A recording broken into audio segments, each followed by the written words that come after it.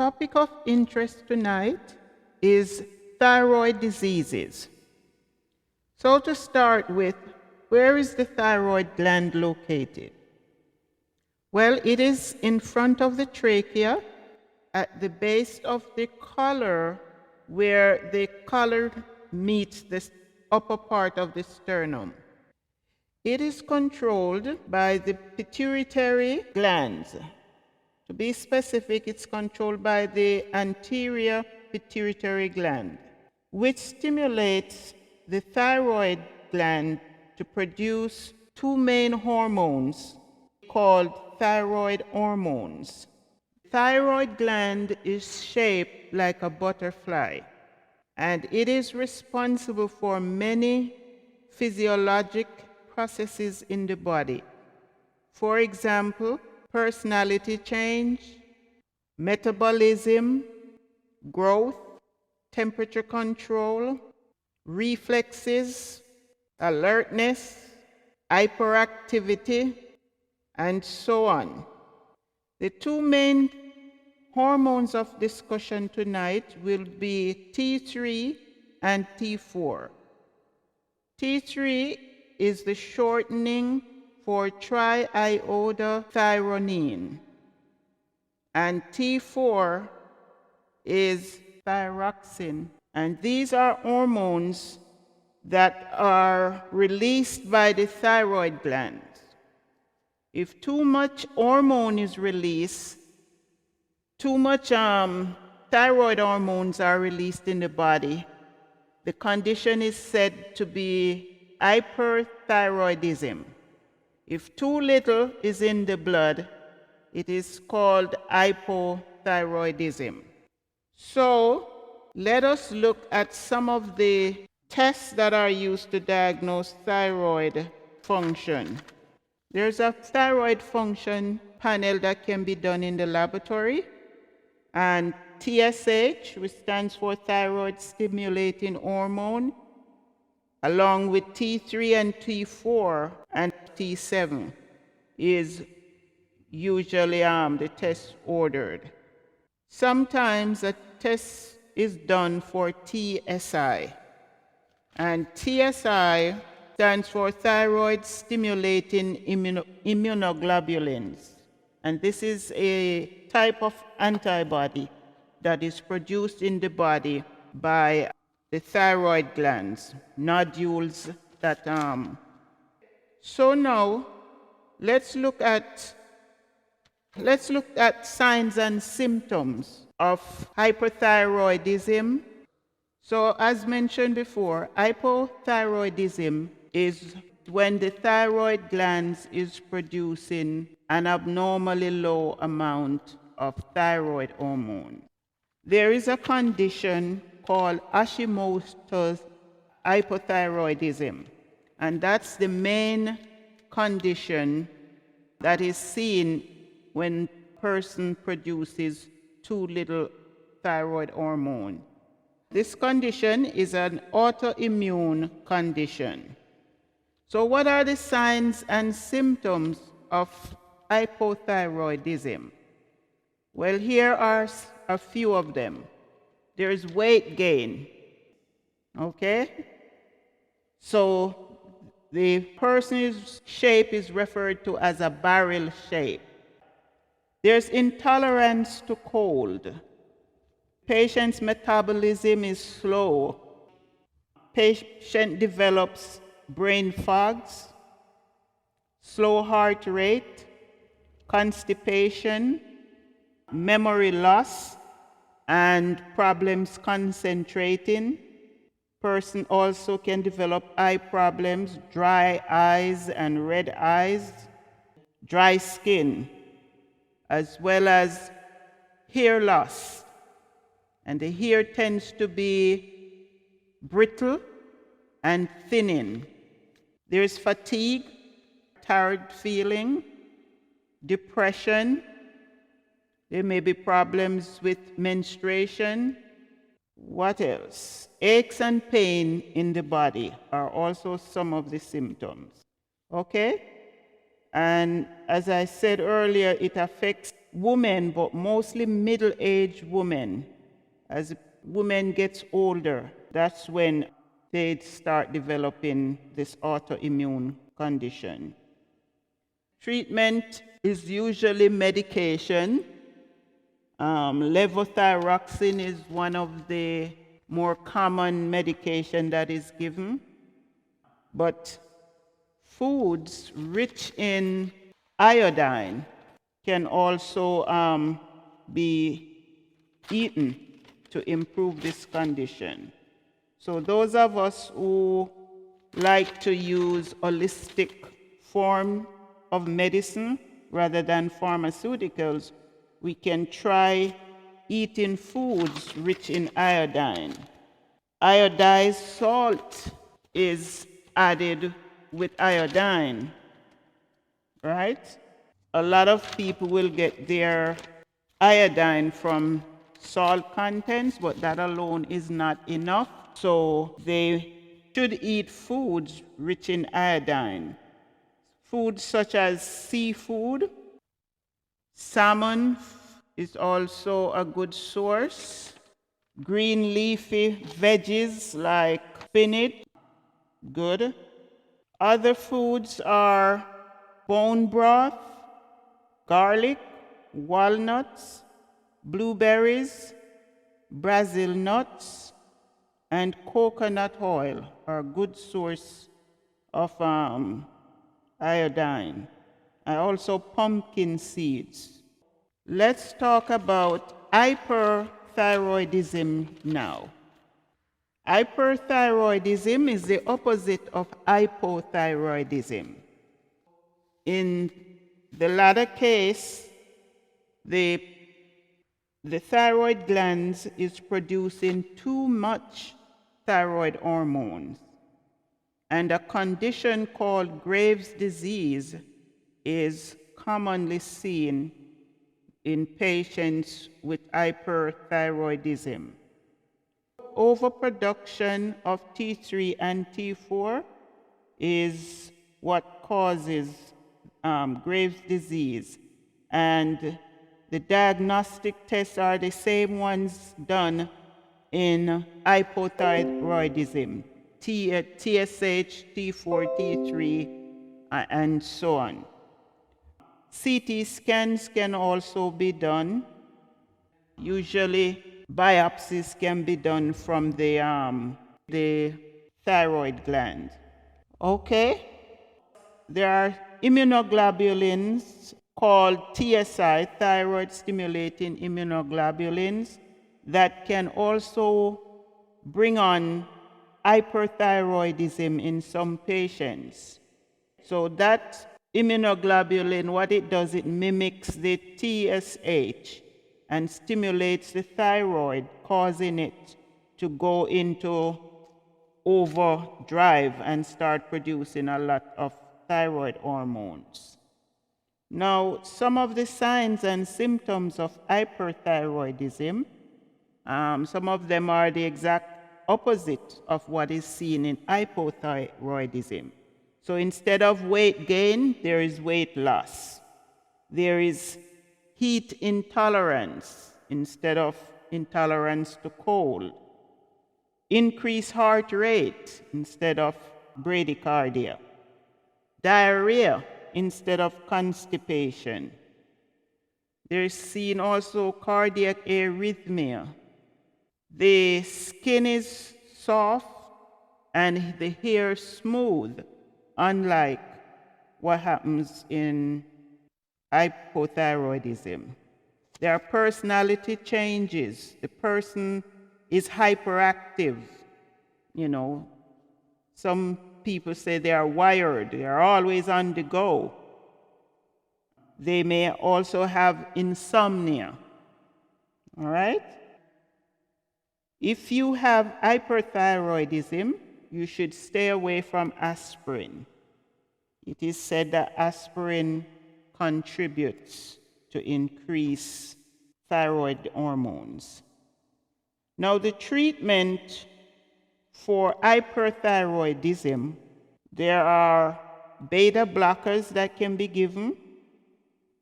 There is anti-thyroid medication, stop the thyroid gland from producing thyroid hormones.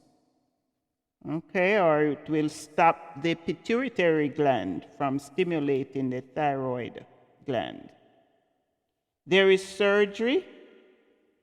In some cases, part of the thyroid glands may be removed, so it would produce less thyroid.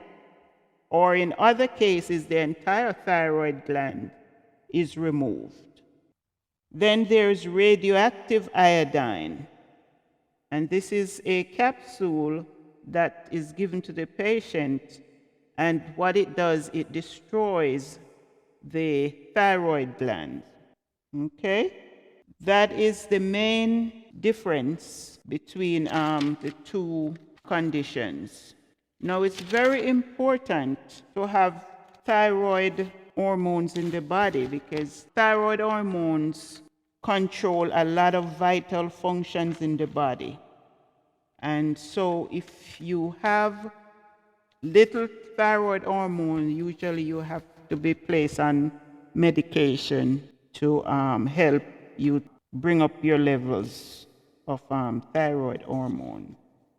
So now I'm going to let you hear what JJ Medicine has to say about thyroid disorders. All right, stay tuned. All thyroid diseases, but we're going to talk about Hashimoto's, we're going to talk about Graves, Subacute Thyroid, we're going to talk about toxic adenoma and multinodular goiter, we're also going to talk about de Quervain's, and this is going to be broad strokes. So we're first going to start with Hashimoto's thyroiditis. Hashimoto's thyroiditis is a chronic autoimmune hypothyroidism. So it's a hypothyroid condition. And it's due to autoantibodies to the thyroid gland, specifically anti-thyroid peroxidase and anti-thyroglobulin. This results in a painless thyroid gland, and you're going to see low T4 and high TSH, and you're also going to see high anti-TPO antibodies. The treatment for Hashimoto's is replacement of the thyroid hormone, so L-thyroxine or Synthroid. And the way to remember that Hashimoto's thyroiditis causes hypothyroidism, you can think of the mnemonic Hashimoto's hacks up the thyroid gland. So picture an axe, and you're chopping up the thyroid into little pieces. So if you have a chopped up or hacked up thyroid gland, it's not going to be functional, so it's going to be hypothyroid. So again, Hashimoto's hacks up the thyroid gland. Think about an axe hacking up the thyroid gland. It's going to be non-functional, it's going to be hypothyroid. So hopefully that helps. The next condition we're going to talk about is Subacute Thyroid Syndrome. Subacute Thyroid Syndrome is actually not an intrinsic thyroid disease in and of itself, but you can think of it as thyroid dysfunction in a very sick or very ill patient. So there's actually a progression of thyroid hormone and TSH in this condition. So if you were to check the thyroid hormones like T3, T4, and TSH in a patient that's very sick over time with this condition, you're going to see first, you're going to see a low T3. That's the first thing that gets affected. Then you're going to see a low TSH. Then you're going to see low T4. And then eventually, the patient's going to recover, and they're going to improve in their condition. They're going to have recovery, and then they're actually going to have a transient high TSH afterwards. So this is the progression. Low T3, low TSH, low T4, recovery, then a high TSH. Now, there are several etiologies that are proposed to cause this syndrome. One is there's a reduced peripheral conversion of T4 to T3. The second is a disruption of peripheral transport and metabolism of thyroid hormones. 3 is a dysregulation of TSH secretion. And 4 is a suppression of thyroid function. So a lot of words, a lot of things here that you don't really need to remember, but what I really want you to remember is that Subacute Thyroid Syndrome is not an intrinsic thyroid disease in and of itself. It happens in a very sick person that's sick for another reason. So the treatment involves treating the underlying condition. Whatever's making that person sick, treat that. Don't think about this as a thyroid disease. So you don't want to replace thyroid hormone. So if you see low T3, low T4, don't replace the thyroid hormone with Synthroid or L-thyroxine. Let's pause here for a moment. So what the person is saying here in this excerpt is that Subacute Thyroid Syndrome happens secondary. So there's other underlying conditions that cause the thyroid glands to not produce adequate amounts of thyroid hormones. So now I'm going to let you listen on as he explains. I just want to make that clarification. Several etiologies that are proposed to cause this syndrome. One is there's a reduced peripheral conversion of T4 to T3. The second is a disruption of peripheral transport and metabolism of thyroid hormones. 3 is a dysregulation of TSH secretion. And 4 is a suppression of thyroid function. Now we're going to move on to Graves' disease. Graves' disease is an autoimmune disorder caused by autoantibody stimulation of the TSH receptor leading to hyperthyroidism. So as opposed to Hashimoto's, this is actually a autoimmune hyperthyroid condition. This causes what we describe as a rubbery thyroid goiter, and it's associated with another condition, Graves' ophthalmopathy. So remember, bulging eyes, proptosis, those types of signs and symptoms. And with this condition, you're going to see low TSH and increased T4, and you're going to have TSI positive. And remember that the kind of quirk here is that if a patient takes biotin supplements, they may actually have a false positive. So it might look like they've got Graves' disease, but they actually don't. So how are you going to remember that Graves' disease causes hyperthyroidism? Well, you can remember by the phrase, Graves craves. So you might be wondering, how is this going to help me remember Graves causes hyperthyroidism? Well, think about Graves craves. So craves, think about them craving food. They're looking for food. They're really hungry. They're eating a lot. They're just looking around, very energetic. So this is going to help you remember hyperthyroidism, because a sign of hyperthyroidism can be an increased appetite. So Graves craves. So this will hopefully help you remember that Graves' disease causes hyperthyroidism. Final condition JJ Medicine is going to talk about is called the Quervain thyroiditis. All right, so listen up. Is also known as subacute thyroiditis, and you're going to see a progression of things in this condition as well. First, you're going to have painful hyperthyroidism. Then it's going to transition to hypothyroidism. Then it's going to transition to a recovery stage. De Quervain's thyroiditis, or subacute thyroiditis, is believed to be preceded by a viral infection. And generally, it's found to be preceded by an upper respiratory tract infection that generally has happened 4 to 6 to 8 weeks prior. And because this condition generally resolves on its own, treatment is mostly supportive. So really what you want to do is you want to have pain control NSAIDs for the painful thyroid gland they have, and you might want to use some symptom relief for their hyperthyroid signs and symptoms like the shaky or tremors they may have. So you can use propranolol for this. So remember that de Quervain's thyroiditis causes a painful hyperthyroidism. You can think of the phrase, you quiver in pain with de Quervain's. So you quiver in pain with de Quervain. So okay, so I hope that cleared up any little part that I omitted to explain when I went over the overview on hyperthyroidism and hypothyroidism. Okay, so I think that is all I have today on that disease. There are other information on the internet and on YouTube. If you need more information, just go ahead and search thyroid glands or so on, and you will find a lot of information on the topic. All right, thank you for watching. So viewers and subscribers, in addition, I want to make a note that thyroid disease mostly is seen in females, especially middle-aged females. I'm not sure if I did say that at the beginning, so I'm taking the opportunity to let you know of that. There is also a condition called myxedema. If you have hypothyroidism and it goes untreated, it can develop into myxedema. Okay? So I think that is it. So next, I'm going to do a brief summary. So ladies and gentlemen, viewers and subscribers, we have come to the end of this discussion And before I close, I just would like to remind you of a few takeaway points. We discussed the thyroid glands. We talked about the hormones produced by these glands, which are collectively called thyroid hormones. We discussed hypothyroidism and hyperthyroidism, and the signs and symptoms were listed.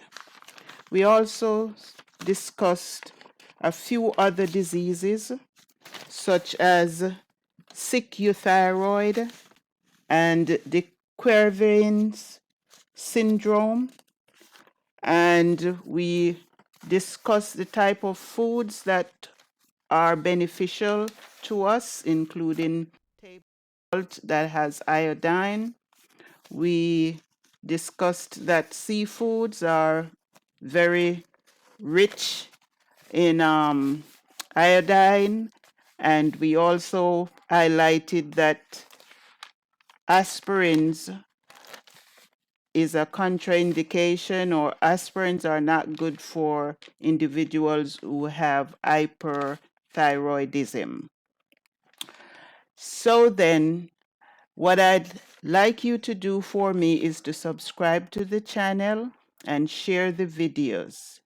And next week, I am not sure what I'm going to be talking about next week.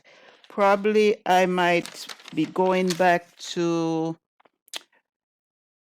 anemia, because I discussed sickle cell anemia previously, but there are other anemias that I think I need to discuss, and other variations of sickle cell combined with other forms of anemia. So I think that's what I'm going to be discussing in the next video. Thank you again for watching the video, and I'll see you in the next one.